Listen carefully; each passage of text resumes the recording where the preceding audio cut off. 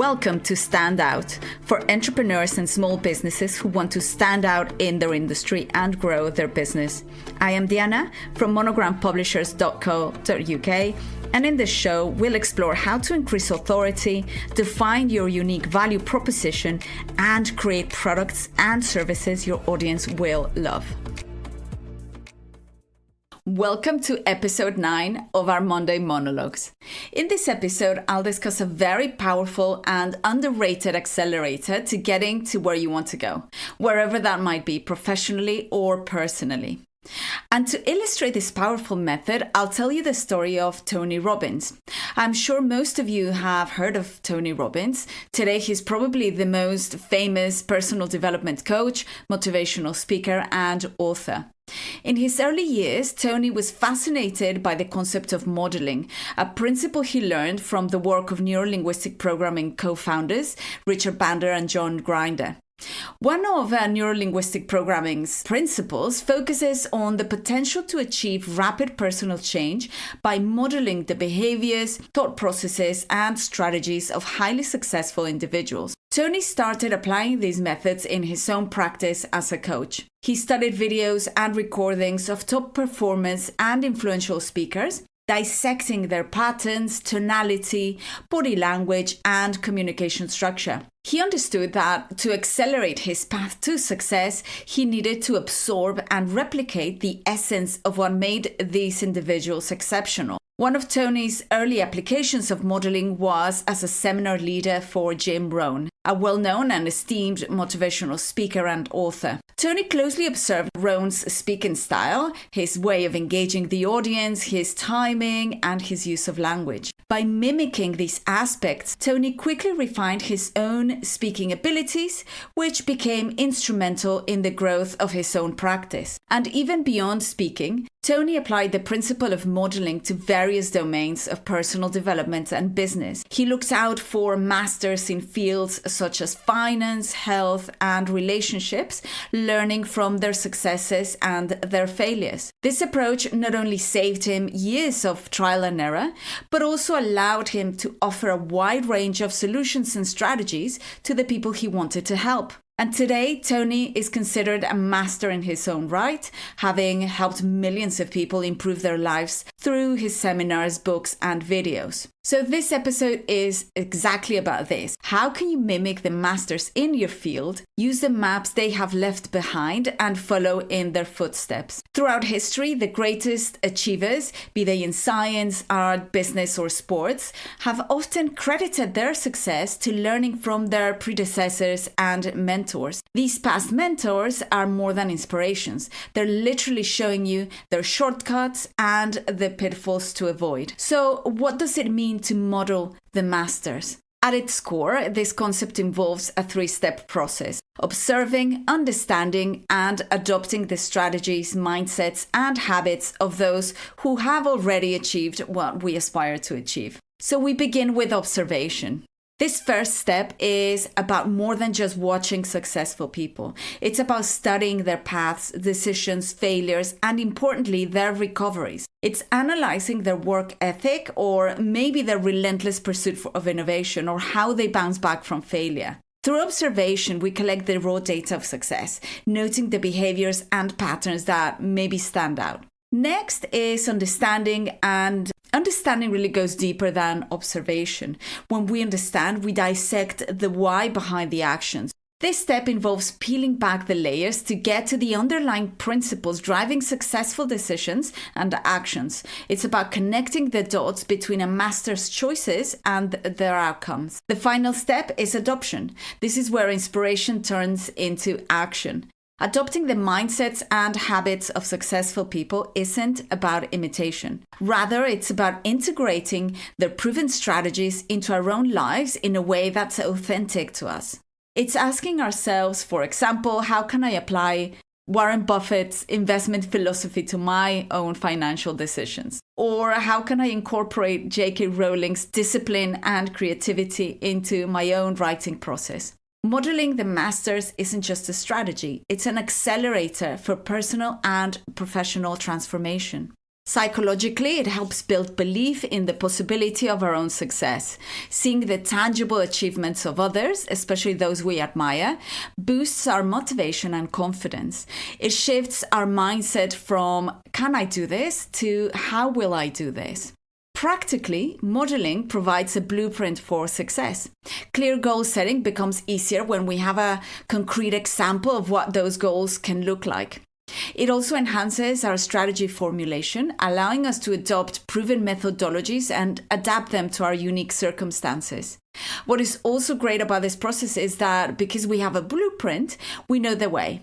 And this helps provide resilience to navigate any setbacks or challenges. All we have to do is continue on the path, taking consistent action, following the blueprint, and allowing for the transformation to take place. The next question is how to find the masters to model. It's naturally very important to clearly define what success looks like in the area you are focusing on. This gives you a clear image of your goal. The more specific you are, the better. Based on this goal, determine what are the specific skills you will need guidance on. And again, the more self-reflection here, the better, because you have to make a list of all the soft skills and also the hard skills you think you need to reach that goal. Then do a search for high achievers in your area, people who have already achieved what you want to achieve. This could be industry leaders, maybe people you work with who are further along the path you want to follow. If you find people who are not necessarily accessible to you, find ways to engage with their content. Chances are they have written books and have an online presence, so look out for that content and study it. You can also choose a historical leader and read their biographies. Look for the patterns, mindsets, and perspectives they had that were pivotal in their success. Their stories will also help you understand the process they went through and will give you a more accurate idea of the journey. You'll notice that the success of these people will hinge on a few universal principles like resilience, focus, hard work, innovation, creativity, ingenuity. And by adopting these universal principles of success, you can build your foundation regardless of the field or how the world might change in the future. For example, Bill Gates and Warren Buffett. Gates has often spoken about how Buffett's mentorship taught him about business, not just through specific advice, but also through modeling values like generosity and the importance of thinking long term. Another example, Oprah Winfrey and Maya Angelou. Oprah considered Angelou not just a mentor, but a mother figure, guiding her through personal and professional challenges with wisdom that Oprah still shares with all her audience today. And going back in time, Alexander the Great and Aristotle. Aristotle was Alexander's tutor, and his teachings on philosophy, ethics, and politics shaped Alexander not just as a conqueror, but as a leader who wanted to integrate Greek and Persian cultures. So mentors also help navigate the complexities of this journey. One of the greatest challenges in the process is maintaining your authenticity while integrating the traits of others, because as we start to model people's behaviors and habits, we might start to dilute or hide traits we think don't fit into this new version of ourselves. And to become a master yourself, you have to stay true to who you are and your core self. A few things you can bear in mind. Adopt only those traits and habits that resonate with your core values and vision for your life. It's not about becoming a replica of someone else, but about choosing aspects that genuinely fit with who you are and who you want to be, and align with your deepest values as a human. Adapt the traits you admire to your unique circumstances and personality. This might mean taking the work ethic of a successful entrepreneur and applying it to your artistic goals, for instance. So don't copy, learn and adapt to you specifically. Regularly reflect on your transformation journey. Ask yourself which changes feel genuine to you and which might force you into a mold that doesn't fit you. This reflection ensures that your growth remains aligned with your authentic self. So let's summarize this power strategy and give you some actionable steps you can take to try this out yourself. Start by having a clear goal. If you're new to this podcast, check out episode 7, which is all about creating your North Star, which will really help you understand the importance of having a clear vision of where you want to get to. Then determine what are the gaps in your skills and knowledge today and do a best guess here. As you progress, you will find that the more you learn, the more you realize what you don't know. So for now, just have a guess and also include the universal success principles we talked about before, like resilience, being able to bounce back from failure, leadership skills, focus, hard work, creativity, etc. Then think about who out there in the world has reached the destination you want to reach and that you will be able to learn from. For example, for me, I've always known that marketing and sales are areas I need to get better at because as a designer, it's easy for me to create services and products, but the getting it out there is where I have traditionally struggled. So I found mentors that resonated with me in marketing, and I'm in the process of learning from them, reading all their books, their online content, their courses, etc. So from experience, I would advise choosing 1 or 2 people to model in a specific area rather than overwhelming yourself with too many perspectives. Ideally, learn from 1, max 2, and learn everything you can. After this experience, you'll know enough to determine who you want to model next. Every step you take lets you literally see more, and you can make much more informed decisions from this vantage point. Study everything about them and write it down. Is it how they communicate their ideas, their confidence, their content, the language they use? Get clear on what it is that makes them so good. Start to practice incorporating some of these traits in your own daily routine. Start small and see how these traits feel. Also, bear in mind that they might feel uncomfortable at the beginning because they are new. So don't discount them too quickly. If you feel uncomfortable, that could be a sign that you're stepping outside of your comfort zone. So notice this as you practice and make changes to fit your own personality or style. Also think about metrics you could use to measure your progress. At the beginning, set the measure for where you are starting from, and this will give you that baseline. If you want to be an amazing public speaker, for example, maybe record the first times you give speeches so you can compare in the future. So find ways to objectively measure your progress.